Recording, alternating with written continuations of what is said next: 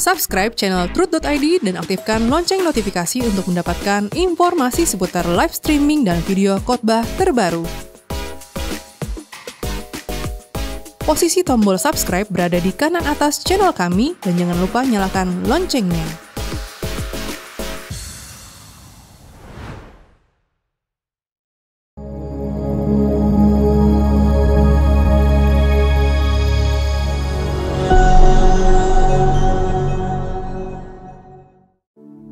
Jumpa lagi kita dalam ibadah tengah minggu Rehoboth Church. Mari kita siapkan hati kita. Kita mau datang di hadapan Tuhan. Kita mau serahkan segalanya di hadapan Tuhan.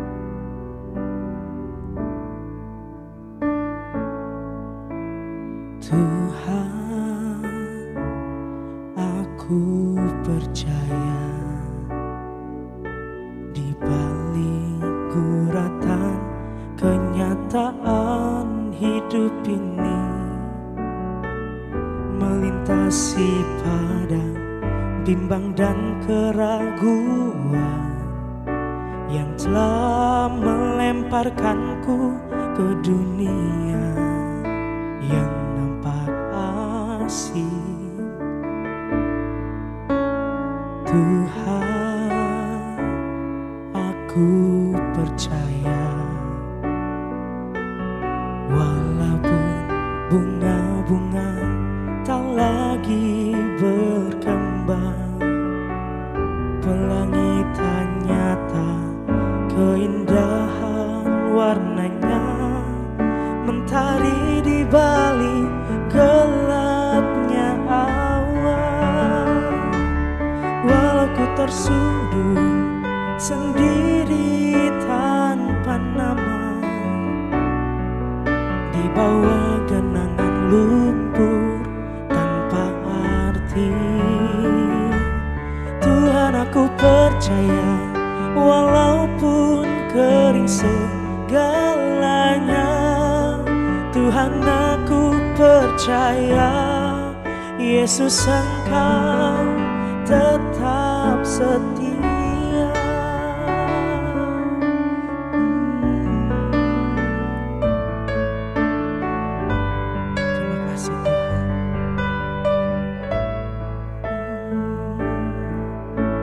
Tuhan, aku percaya walaupun bunga-bunga tak lagi berkembang, pelangi tak nyata, keindahan warnanya mentari di balik gelapnya awan. Walau ku tersudut sendiri tanpa nama, di bawah genangan lumpur tanpa arti, Tuhan aku percaya walaupun kering segalanya,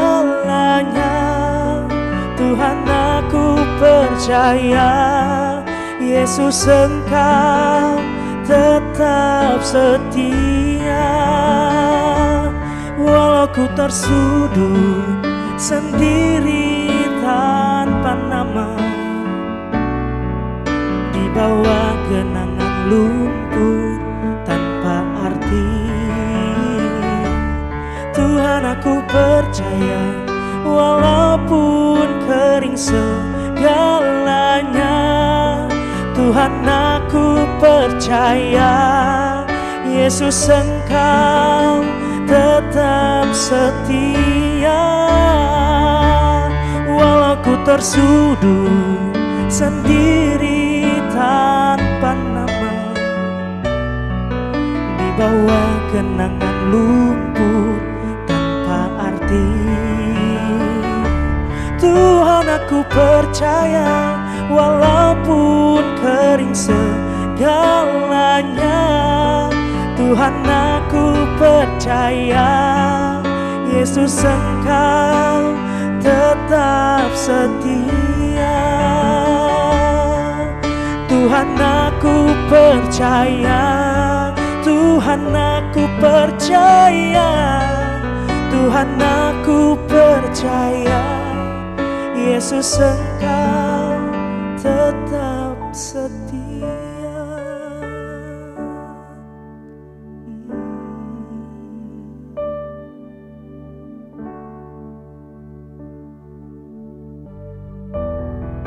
Pulihkan setiap kami Tuhan dalam sisa hidup kami. Terima kasih Tuhan.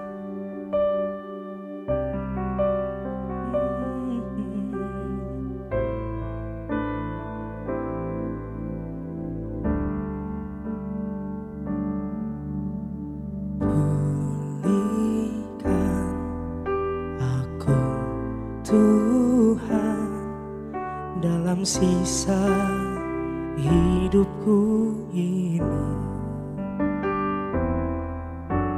Segarkan jiwaku selalu oleh kuasa firman dan Roh-Mu. Ubah hatiku Tuhan, ubah hatiku Tuhan untuk lebih mengasihi-Mu, mengutamakan Kau Tuhan lebih dari dunia ini. Yang ku ingini Engkau saja, tinggal dalam kehendak rencana-Mu. Pisahkan diriku dari dunia ini, semakin ku damba kerajaan-Mu. Oh Tuhan Yesus, kerinduan hatiku, mutiara tak ternilai harta milikku. Keindahan-Mu memudarkan dunia, di mataku Engkau termulia. Ubah hati kami Tuhan,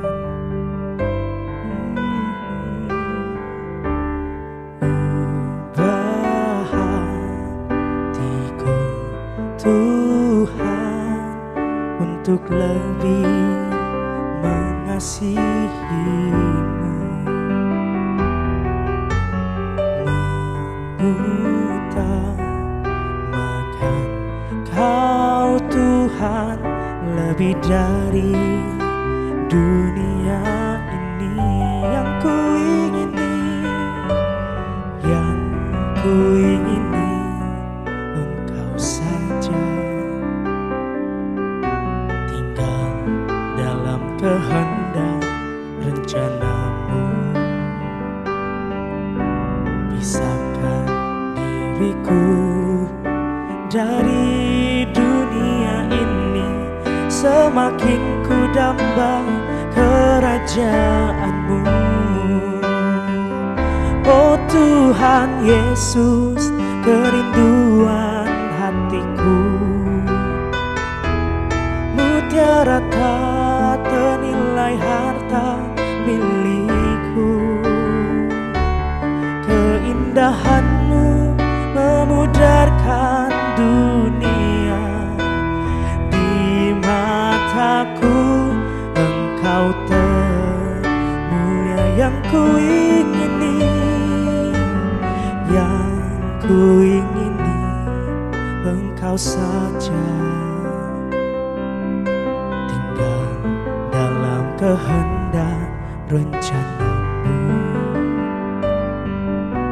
Pisahkan diriku dari dunia ini, semakin ku damba kerajaan-Mu. Oh Tuhan Yesus, kerinduan hatiku, Mutiara tak ternilai harta milikku. Keindahanmu memudarkan dunia.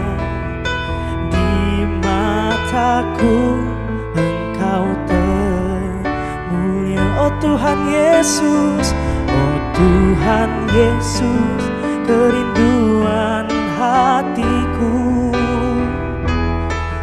Mutiara tak ternilai harta milikku. Keindahanmu memudarkan dunia. Di mataku Engkau termulia. Di mataku Engkau termulia. Di mataku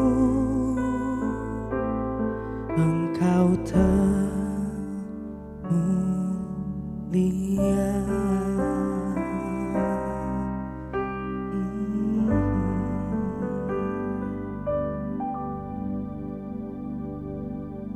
Shalom, Bapak Ibu, Saudara sekalian. Sebelum kita mulai, mari kita berdoa. Bapa di sorga, sebelum kami mendengar firman-Mu, pimpinlah kami, biar kiranya pikiran, perkataan, perbuatan kami dilayakkan untuk mengerti firman-Mu dan melakukannya dalam hidup kami. Dalam nama Tuhan Yesus kami bersyukur, berdoa, amin. Bapak Ibu, kita akan mulai dengan membaca Ulangan 6 ayat 4. Ulangan 6 ayat 4. Dengarlah hai orang Israel, Tuhan itu Allah kita, Tuhan itu esa. Kalau kita baca ayat itu dengan versi terjemahan baru, maka butuh teologi dan cara penafsiran. Tapi hari ini mari kita bahas dengan cara yang sedikit berbeda. Saya mau ajak kita baca dengan versi terjemahan yang lain. Pertama, di bahasa Indonesia, mari kita buka versi bahasa Indonesia masa kini. Bahasa Indonesia masa kini Ulangan 6 ayat 4. Saudara-saudara ingatlah, hanya Tuhan dan Tuhan saja Allah kita. Saya ulangin. Saudara-saudara ingatlah, hanya Tuhan dan Tuhan saja Allah kita. Dalam versi bahasa Inggris, ada salah satu yang saya ambil, Contemporary English Version. Listen Israel, the Lord our God is the only true God. Listen Israel, the Lord our God is the only true God. Kalau kita pakai versi-versi yang barusan, maka kita tangkap bahwa makna ayat ini mungkin bisa jadi ada dua pilihan. Yang pertama, mau menghitung berapa jumlah Allah. Oh, Allah kita tuh satu. Tapi saya pribadi merasa itu tidak terlalu praktis dan bermanfaat dalam hidup sehari-hari. Jadi saya ambil opsi yang kedua, opsi penerjemahan. Dengarlah hai orang Israel, hanya Tuhan yang Allah kita, bukan yang lain. Jadi ketika dibilang Tuhan itu esa, poinnya bukan Tuhan itu satu, tapi poinnya hanya Tuhan yang Allah kita, bukan yang lain. Bahasa Indonesia masa kini menurut saya cukup mewakili dengan menerjemahkan, saudara-saudara ingatlah, hanya Tuhan dan Tuhan saja Allah kita. Saya melihat dan memperhatikan sangat banyak perdebatan teologi tentang berapa jumlah Tuhan. Ada yang bilang 3, ada yang bilang mono 1, ada yang bilang 2, dwi tunggal, dan segala macam. Saya nggak yakin bahwa Alkitab yang sangat penting, yang berisi hal-hal yang sangat berkualitas, isinya hanya memperkarakan berapa jumlah Allah. Karena menurut saya, itu tidak terlalu penting. Tentang Allah itu 1, 2, 3, 4, 5, 10, 12. Tapi saya baru nangkep makna ayat ini ketika saya lihat terjemahan lain, yaitu maknanya adalah tentang dengarlah hai Israel, ini hukum yang terutama nih. Tolong, ini hukum yang terutama, ini paling penting, tolong diingat. Di Ulangan 6 ayat 4. Apa sih hukum yang terutama?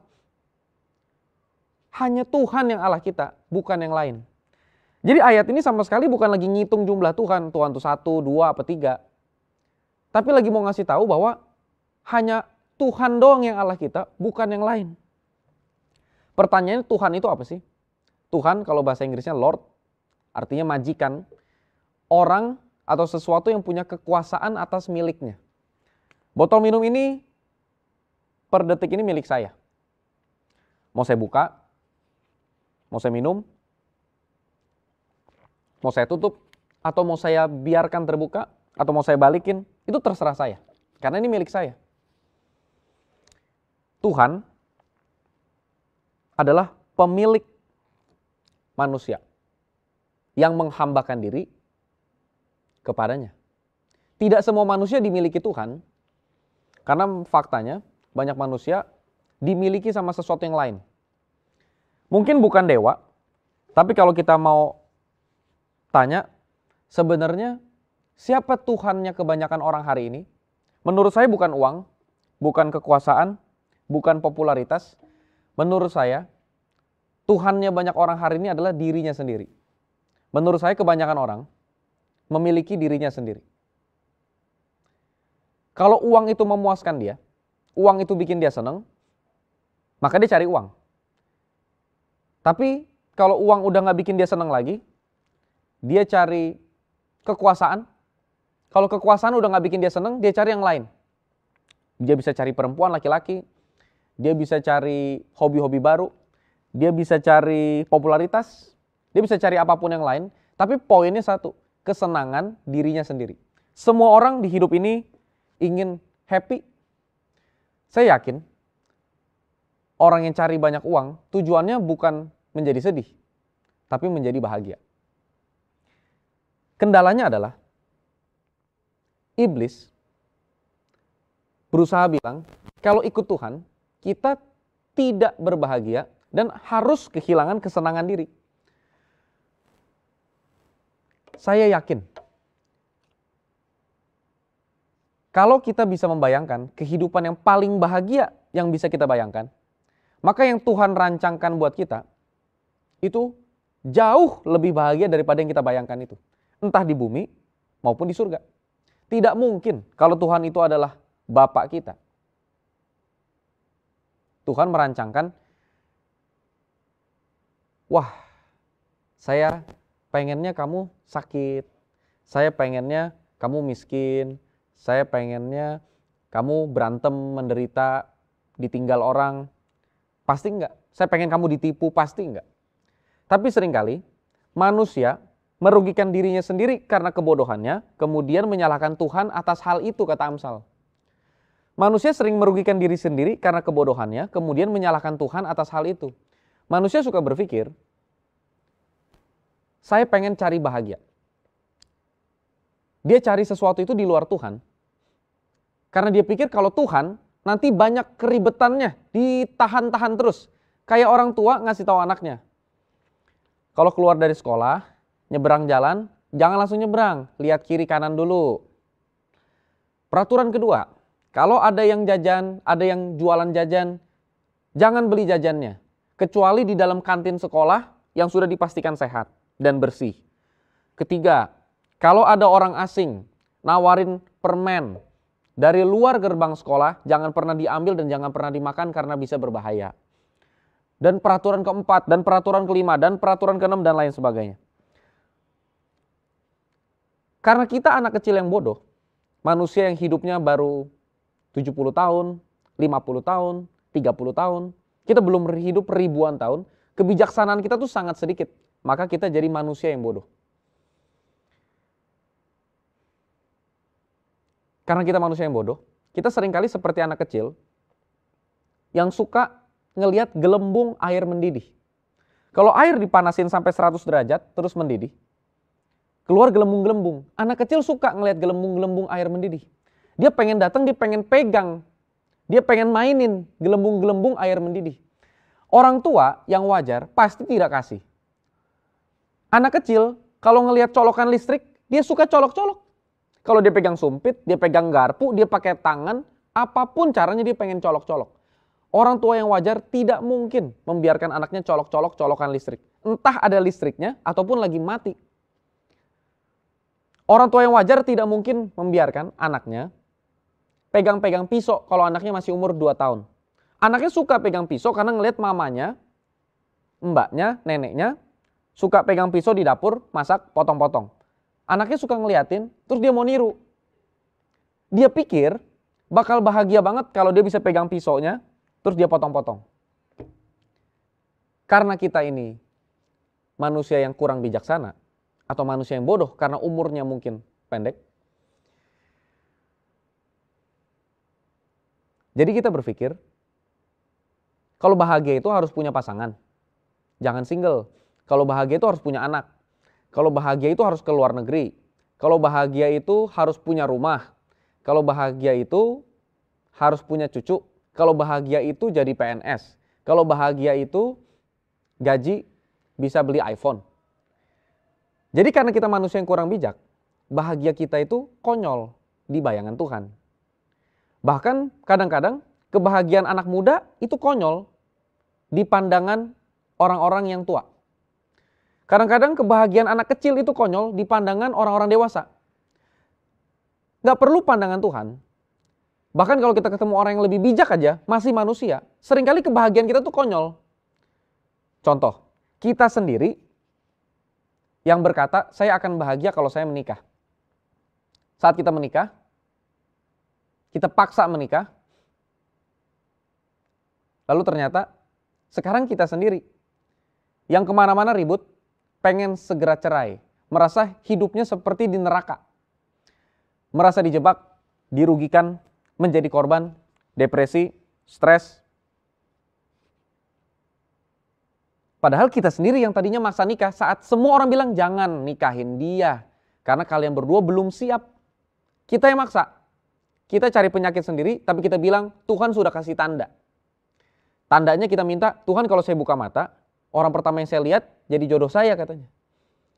Dia bikin tanda sendiri, dia paksa nikah sendiri, semua orang bilang jangan, dia tetap kekeh dengan bilang ini hidup saya biarkan saya memilih katanya. Biarkan saya memilih kebahagiaan versi saya, jangan diatur oleh orang lain. Mama papa tidak tahu apapun, saya yang tahu. Dia yang pilih, lalu dia yang sekarang ribut sendiri untuk segera menceraikan. Setelah cerai, keluarga di sekitar bilang, jangan segera menikah lagi. Kamu fokus dulu membenahi hati kamu yang kemarin baru tersakitin. Ternyata, karena pernah menikah, pernah merasakan perhatian, tidak tahan dalam kondisi tidak menikah. Segera cari dan segera memaksa lagi bahwa laki-laki yang ini beda loh. Yang ini benar-benar sayang sama anak-anak. Dia sudah punya anak mungkin, entah ini laki-laki atau perempuan. Lalu ditanya, kamu tahu dari mana dia sayang sama anak-anak? Iya, dia tiap kali datang bawain McDonald katanya. Nggak ada definisi sayang anak-anak itu tiap kali datang bawain McDonald. Tapi kita pikir, enggak, dia perhatian, dia baik banget. Kenapa bayang banget? Iya, nanti anak-anak tuh dia suka ajak ngobrol. Dia tuh orangnya nggak kasar. Terus orang tua dan yang lain bilang, hati-hati, kamu kan nggak bisa lihat orang sekilas doang. Kamu harus kenal dia lebih dalam. Bukannya dilarang, tapi kenal lebih dalam. Lebih dalam gimana? Nanti saya umur berapa? Nanti kalau saya lebih tua lagi, lebih susah lagi nyarinya. Terus orang-orang sekitar bilang, memang kenapa sih? Emang kenapa harus nikah sih? Loh, kamu enak ngomong gitu karena kamu menikah. Kamu gak tahu perasaan saya, biarin saya nentuin hidup saya sendiri. Papa mamanya cuma pakai kalimat terakhir, ya kamu jalanin aja hidup kamu, papa mama cuma bilangin. Jangan sampai kamu menyesal sendiri karena kamu terlalu terburu-buru belum kenal orangnya. Enggak, kata dia. Mama papa yang belum kenal. Aku udah tahu dia hatinya baik, suka pelayanan lagi di gereja, suka baca Alkitab. Nggak kayak yang lama tuh. Menikahlah mereka. Ternyata persislah setelah 3 bulan menikah sangat menyesal. Nangis-nangis datang lagi ke rumah orang tua. Sangat malu, nggak ngomong apapun tapi muka udah biru-biru. dia nggak kebayang bahwa orang yang suka baca Alkitab bisa mukul juga. Karena nggak pernah ada garansi kan. Kalau suka baca Alkitab tidak memukul istri gitu. Jadi dia pikir kalau orang ini suka datang bawa McDonald buat anak-anaknya, terus suka baca Alkitab dan pelayanan di gereja, pasti orang suci. Orang tuanya sudah bilang, coba perhatikan pelan-pelan, jangan terlalu buru-buru. Faktanya setelah udah sedih, sekarang ke papa mamanya bilang, saya depresi, saya mau bunuh diri aja deh. Kenapa? Tuhan gak ada kayaknya, Tuhan gak sayang sama saya. Kenapa Tuhan gak sayang sama kamu? Iya, karena hidup saya kok begini banget. Orang tuanya dalam hati cuma bisa bilang, nak, hati-hati sama pilihan hidup kamu sendiri. Karena jangankan Tuhan, papa mama yang kelihatan saja tidak kamu dengar. Apalagi Tuhan yang suaranya gak bisa kamu dengar langsung. Bapak Ibu, teman-teman sekalian.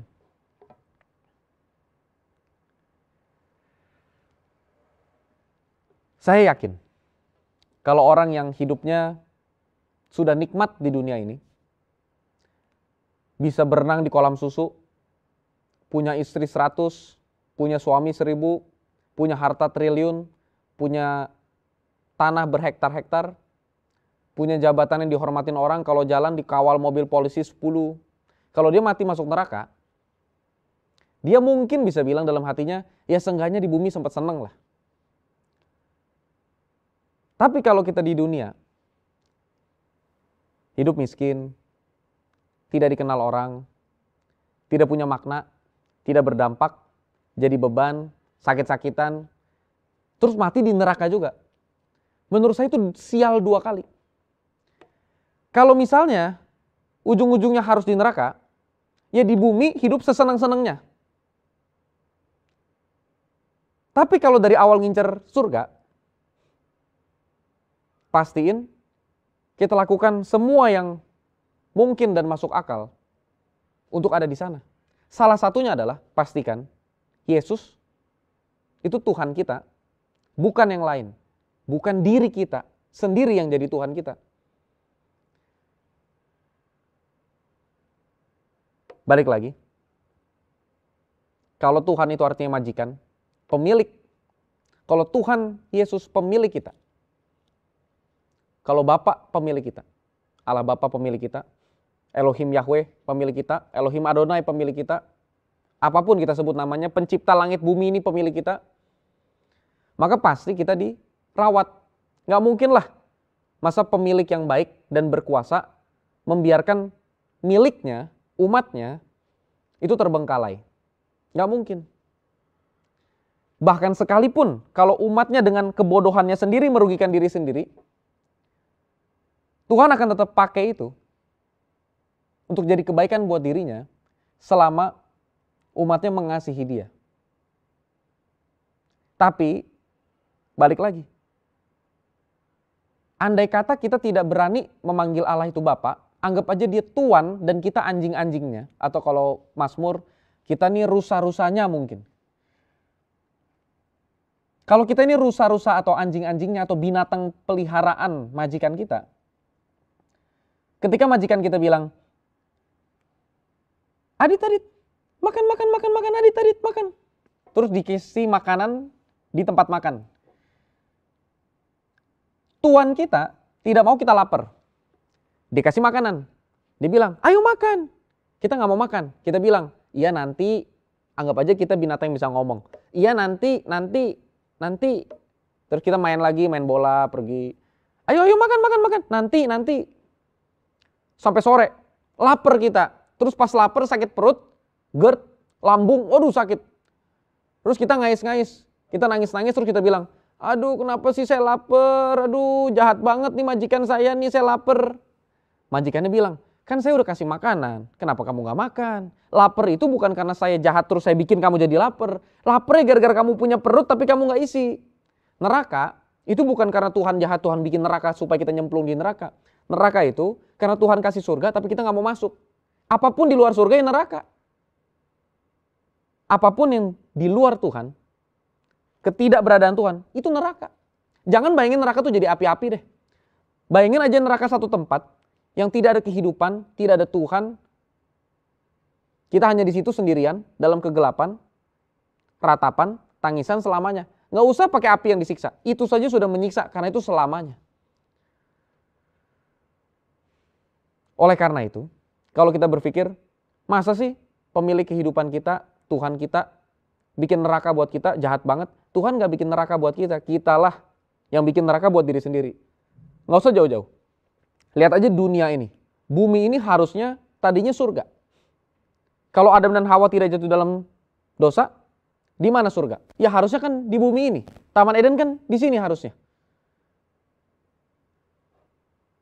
Tapi lihat sekarang, dunia yang begitu indah, dikotorin, dibikin global warming, dipenuhin lautnya sama sampah, dikasih asap dimanapun, bikin bom, bikin senjata, tembak anak kecil, bikin senjata biologis, bikin virus, bikin kuman. Setelah semua mau hancur, terus manusia punya planning. Gimana kalau kita sekarang tinggal di Mars? Padahal bumi yang udah siap tinggal aja dihancurin. Terus mereka mau berubah Mars yang tidak siap ditinggalin jadi tempat yang layak ditinggalin. Padahal tempat sesederhana bumi yang udah siap ditinggalin, mereka nggak bisa benerin. Hanya tetap terus menghancurkan. Bumi sekarang seperti neraka. Dimanapun kita jalan, kita lihat kemiskinan, kejahatan, kriminalitas, pembunuhan, bullying. Kita ubah dunia ini yang harus jadi surga, malah jadi neraka. Karena Tuhan? Enggak. Karena kita nggak tahan ngelihat orang lebih bahagia dari kita. Lucunya, kita hidup mencari kesenangan bukan hanya kebahagiaan buat kita, tapi sederhananya kita seringkali ingin, saya pengen bahagia, dan yang kedua, yang lain tidak boleh sebahagia saya. Kalau saya bahagia, tapi yang lain lebih bahagia, saya akan ngiri dan saya hilang kebahagiaannya. Anak kecil yang dikasih satu air minum, seneng banget. Ada mainan, ada minuman. Tiba-tiba teman di sampingnya dapat minuman berwarna. Hilang tuh langsung kebahagiaan dia. Karena dilihat, kenapa minuman saya bening begini ya? Kenapa yang di kiri warnanya merah, yang di kanan warnanya biru, yang di depan warnanya hijau? Kenapa saya dapat yang bening? Saya pengen yang hijau, saya pengen yang biru, saya pengen yang merah. Tadi sebelum dia lihat temannya dapat apa, dia seneng-seneng aja. Pas temannya dapat biru, merah, hijau, hilang tuh bahagianya dia. Betapa sering kebahagiaan kita hilang karena memang kita ngebandingin sama yang orang lain punya tanpa tahu apa konteks hidupnya. Bapak Ibu, teman-teman sekalian, hari ini kita kupas sedikit tentang The Only God. Judulnya The Only God, Tuhan yang satu-satunya. Saya yakin keesaan Tuhan itu lebih tercermin dalam pengertian hanya Tuhan satu-satunya Allah kita daripada mendebatkan Tuhan itu satu tapi tiga, tiga tapi satu, satu tapi dua, dua tapi satu, satu tapi satu, satu tapi dua, dua satu lebih kecil, satu lebih besar. Menurut saya itu nggak penting. Menurut saya yang lebih penting adalah, Bapa itu satu-satunya Allah, Yesus satu-satunya Tuhan, Roh Kudus adalah satu-satunya roh yang memimpin hidup kita. Jangan jadikan diri kita sendiri Tuhan bagi hidup kita. Tuhan memberkati. Amin. Kita tutup dalam doa. Bapa di sorga, terima kasih. Hari ini kami sudah mendengar firman-Mu Tuhan, tentang Engkaulah satu-satunya Tuhan kami. Tuhan tolong supaya hati kami bisa benar-benar hanya menganggap Engkau satu-satunya Tuhan, bukan diri kami sendiri yang jadi Tuhannya. Bukan kesenangan kami yang jadi Tuhannya, karena kesenangan kami kesenangan yang bodoh, terbatas dan palsu, tapi kesenangan yang daripadamu adalah kesenangan yang sejati di dalam Engkau. Terima kasih Bapa, terima kasih Tuhan Yesus, terima kasih Roh Kudus. Amin.